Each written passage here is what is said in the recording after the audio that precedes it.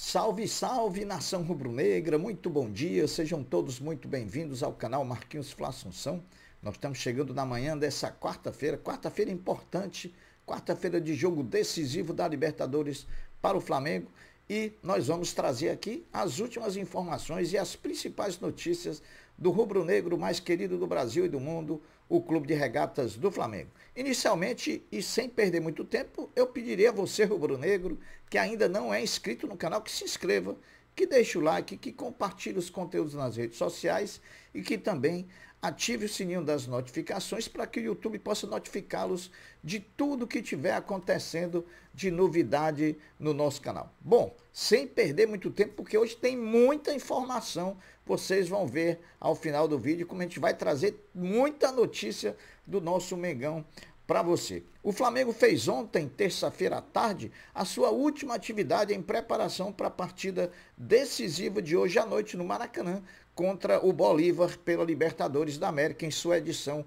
2024. Na última atividade de ontem, Tite definiu praticamente a equipe que vai a campo contra o Bolívar, sendo a mesma que atuou e enfrentou o Corinthians sábado passado no Maracanã pelo Brasileirão, apenas com uma modificação que a gente vai trazer ao longo da nossa fala. Como falamos ontem, o treino da terça-feira, última atividade do Flamengo, para pegar o Bolívar, seria o divisor de águas para o meia uruguaio Arrascaeta ser titular ou não, e não deu outra. O uruguaio será a única mudança em relação ao time que venceu o Corinthians no último sábado por 2-0 no Maracanã. Recuperado da lesão no adutor da coxa direita, Arrascaeta volta ao time após 4 jogos como desfalque ausente do Mengão. Portanto, o provável Flamengo que encara logo mais o Bolívar é Rossi, Varela, Fabrício Bruno, Léo Pereira e Ayrton Lucas,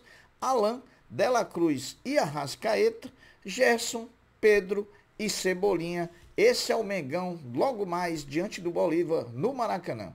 Promessa de casa cheia, meus amigos. Até ontem, mais de 52.500 ingressos já tinham sido vendidos de forma antecipada. Isso sem contar com as carteiras cativas e também com as gratuidades. A carga total para a partida de logo mais contra o Bolívar é de 65.663 torcedores com bilhetes. A partida entre Flamengo e Bolívar terá 2 tipos de transmissão. Em TV aberta pela Globo, e agora presta atenção nessa informação, em TV aberta pela Globo para todo o Brasil, exceto os estados de São Paulo, Paraná e Rio Grande do Sul e a cidade de Caruaru, em Pernambuco.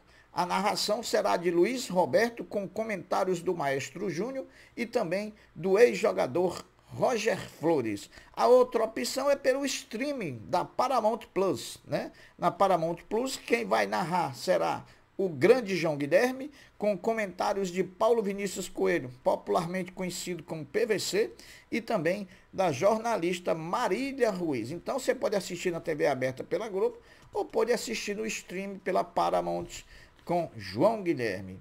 O Flamengo Futebol Sub-20 volta a atuar amanhã, quinta-feira, pelo Brasileirão da categoria.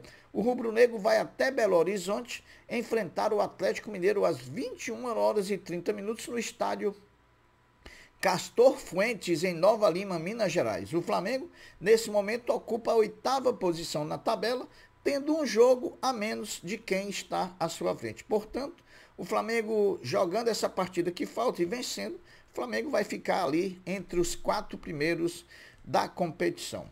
O Flamengo Basquete, o orgulho da nação, já tem adversário na semifinal do NBB 2023-2024.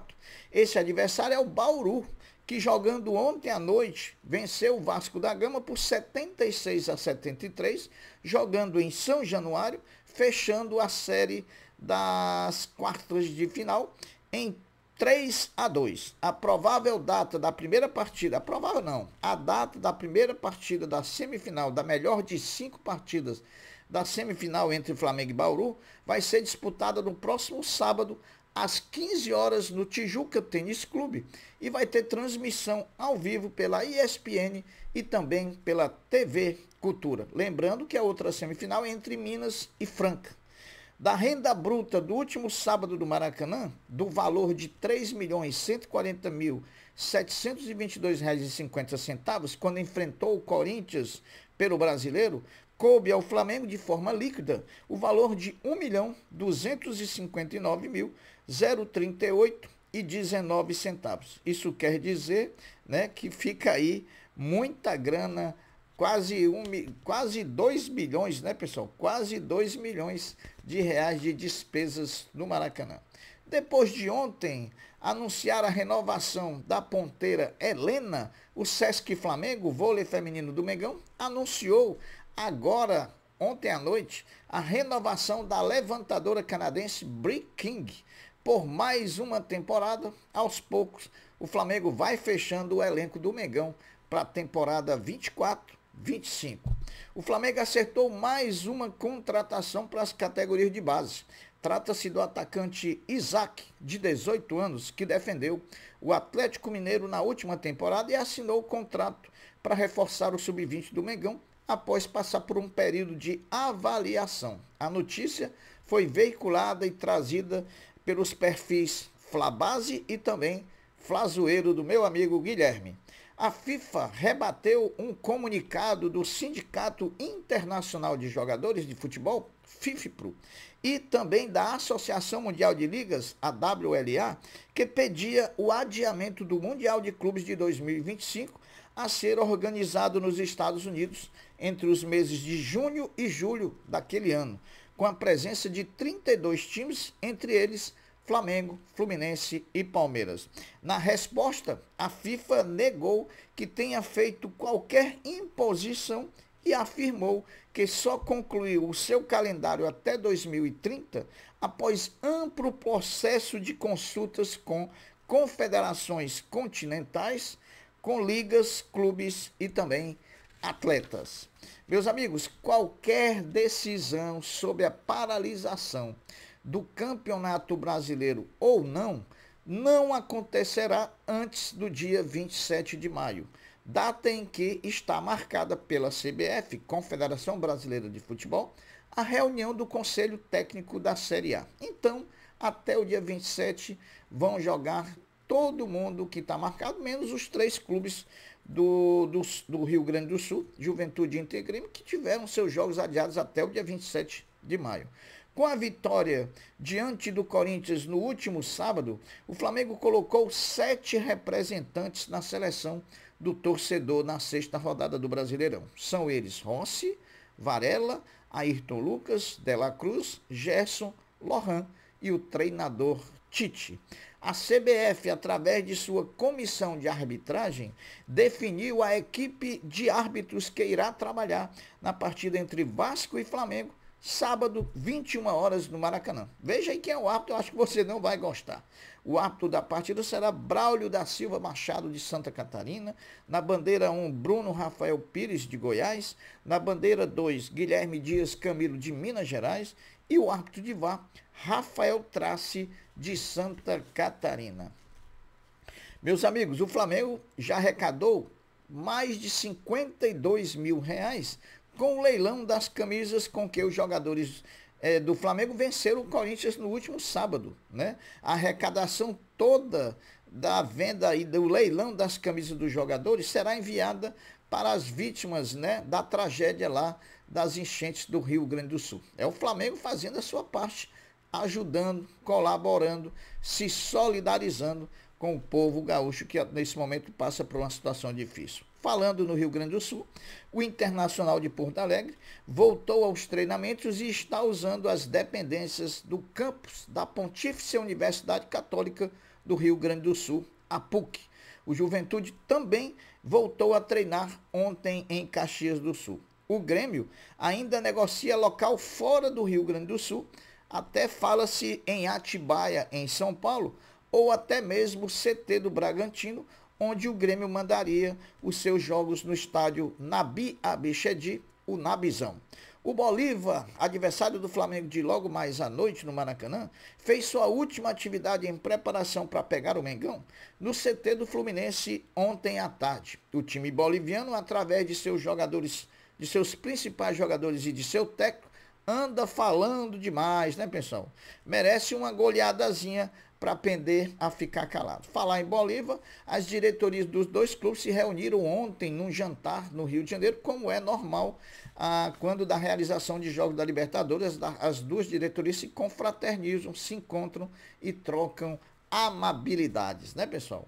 O Flamengo está há 25 jogos sem perder na Libertadores, jogando em casa, englobando aí 22 vitórias e 3 empates. O Flamengo chega para enfrentar o Bolívar hoje à noite no Maracanã, sustentando 14 vitórias seguidas no Maracanã. A última vez que o time perdeu pontos foi em 2021, no empate sem gols com o Vélez Sarsfield da Argentina, ainda na fase de grupo. Então, que continua essa sequência de vitórias e amanhã a gente meta a peia nesse time do Bolívar. Agora acabou o suspense, né? Ontem, no grupo do Flamengo, jogaram Milionários e Palestinos lá em Bogotá. E o resultado foi de um empate de 1-1. Vamos avaliar agora o resultado em relação ao Flamengo na competição. Com o resultado, o Flamengo só depende de si para avançar para as oitavas de final da Libertadores. Isso é o que a gente queria, não depender mais de ninguém, só dependemos de nós mesmos para conseguirmos a nossa classificação. Mas por que isso, Marquinhos? Pelo saldo de gols do Palestino, que é de -3. E o Flamengo tem saldo nesse momento 0. Vai jogar com o Bolívar hoje à noite e vai jogar depois contra o Milionários. Se o Flamengo ganhar por 1-0 cada partida dessa, o Flamengo vai ter um saldo de 2. Com -3 do Bolívar, ou com -3 do Palestino, o Palestino teria que jogar contra o Bolívar lá na altitude para tirar um saldo de 5 gols em relação ao Flamengo. Não estou nem falando em relação ao Bolívar, em relação ao Flamengo. Então, fica muito difícil o Flamengo, não vencendo as duas partidas, não se classificar. Eu poderia até dizer que o Flamengo vencendo as duas partidas estará classificado. Com o empate do Milionários contra o Palestino, o Milionários está fora da competição.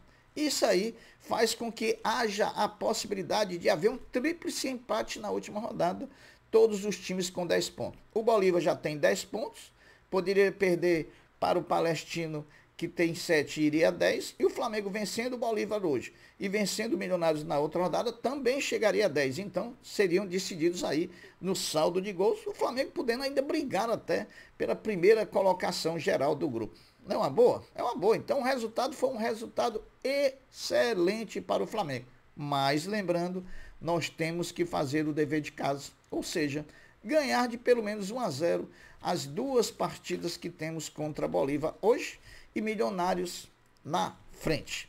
Bom, meus amigos, o Flamengo já tem um candidato à presidência do clube nas próximas eleições. Trata-se do até então vice-presidente de embaixadas e consulados, Maurício Gomes de Matos. Ele entregou o cargo ontem ao presidente Rodolfo Landim para poder se dedicar à campanha. Ele é o primeiro candidato declaradamente lançado. Então, já temos um candidato aí para a presidência do Flamengo. É o ex-VP de consulados e embaixadas do Flamengo, Maurício Gomes de Matos. Para encerrar as notícias do Mengão, as vendas de ingressos para o clássico Vasco e Flamengo no próximo sábado, às 21 horas no Maracanã, abriram ontem, terça-feira, às 17 horas, né? Mas apenas para sócios torcedores do Vasco, até porque o Vasco é o mandante do jogo. Como em clássicos anteriores, os vascaínos terão preferência de quase 2 dias nas compras dos ingressos para os setores mistos. O norte vai ser para o Flamengo, o sul vai ser para o Vasco. E o oeste e o leste vão ser setores mistos que vão ser vendidos primeiro para a torcida do Vasco.